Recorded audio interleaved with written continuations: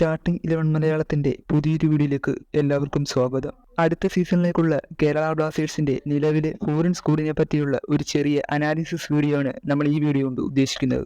ആദ്യമായി നമ്മുടെ ചാനൽ ഒന്ന് സബ്സ്ക്രൈബ് ചെയ്യുക. അടുത്ത സീസൺ മുമ്പായിട്ടുള്ള പ്രീ സീസൺ പര്യടനത്തിന് തയ്യാറെടുക്കുകയാണ് കേരള ബ്ലാസ്റ്റേഴ്സ്.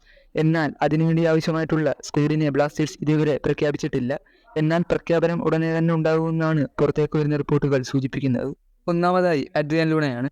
കഴിഞ്ഞ 3 സീസണുകളായി കേരള ബ്ലാസ്റ്റേഴ്സിനെ മധ്യനിര അടക്കി ഭരിക്കുന്ന താരമാണ് അഡ്രിയാൻ ലൂണ. മധ്യനിരയിലും മുന്നേറ്റത്തിലും ഒരുപോലെ കളിക്കാൻ കൽപ്പുള്ള താരമാണ് ലൂണ.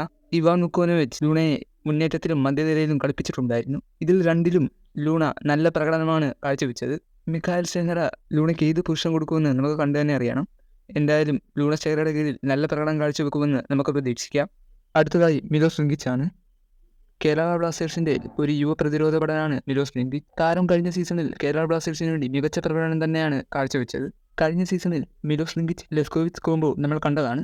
അവർ വളരെ മനോഹരമായാണ് ബ്ലാസ്റ്റേഴ്സിനെ ഡിഫൻസീവ് ലൈൻ കാത്തത്. ഒരു നല്ല ഫോറിൻ സെന്റർ ബാക്കും മിലോസ് റിങ്കിച്ചിന്റെ കൂടെ ഉണ്ടെങ്കിൽ ബ്ലാസ്റ്റേഴ്സിന്റെ ഡിഫൻസീവിലെ അങ്ങനെ ആർക്കും പെട്ടെന്ന് പിളർക്കാൻ പറ്റില്ല. മിഖായൽ സെഹ്റയുടെ ഒരു ഫസ്റ്റ് ഓപ്ഷൻ തന്നെയായിരിക്കും ഡിഫൻസിലെ മിലോസ് റിങ്കിച്ച്. അടുത്തതായി ജോഷു സുറ്റീരിയാണ്.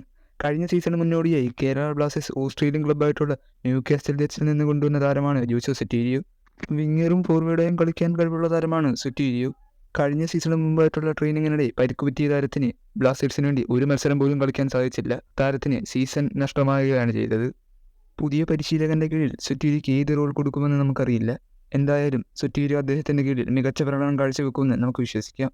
അടുത്തതായി കേരള ബ്ലാസ്റ്റേഴ്സിന്റെ ഗാനിയൻ യുവതാരമായ ക്വാമെ പെപ്രയാണ്. നല്ലൊരു എനർജറ്റിക് പ്ലെയറാണ് പെപ്ര. കഴിഞ്ഞ സീസണിൽ പെപ്രയുടെ ഒരുപാട് സ്പീഡി മൂവ്മെന്റ്സ് നമ്മൾ കണ്ടിട്ടുണ്ട്. എന്നാൽ കഴിഞ്ഞ സീസൺ മുഴുവൻ ബ്ലാസ്റ്റേഴ്സിന് വേണ്ടി കളിക്കാൻ പെപ്രയ്ക്ക് സാധിച്ചിരുന്നില്ല. സീസണിന്റെ പകുതി വഴിയിൽ സൂപ്പർ കപ്പിനിടെ പരിക്ക് പറ്റിയ താരം ടീമിൽ നിന്ന് പോവുകയായിരുന്നു.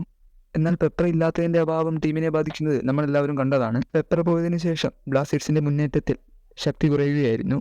കഴിഞ്ഞ സീസണിൽ ഡയമണ്ട് കോസ് പെപ്ര കോംബോ നമ്മളെല്ലാവരും കണ്ടതാണ്. അത് അത്യാവശ്യം വിജയിക്കുക തന്നെ ചെയ്തു. ഇനി 2 ഫോറിൻ താരങ്ങളുടെ സൈന്യം കൂടി നടത്താനുണ്ട് കേരള ബ്ലാസ്റ്റേഴ്സ്. അതിൽ നോവാസതയുടെ കാര്യത്തിൽ ഏതാണ്ട് ഉറപ്പിച്ചു കഴിഞ്ഞു. അടുത്തതായി ഒരു വിദേശ സെന്റർ ബാക്കിനെ എത്തിക്കുമെന്നാണ് റിപ്പോർട്ടുകൾ സൂചിപ്പിക്കുന്നത്.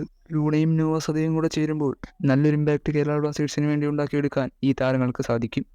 അടുത്ത സീസണിൽ കേരള ബ്ലാസ്റ്റേഴ്സിന് ISL കിരീടം കൊടുക്കാൻ ഈ താരങ്ങൾക്കൊക്കെ സാധിക്കട്ടെ എന്ന് നമുക്ക് വിശ്വസിക്കാം.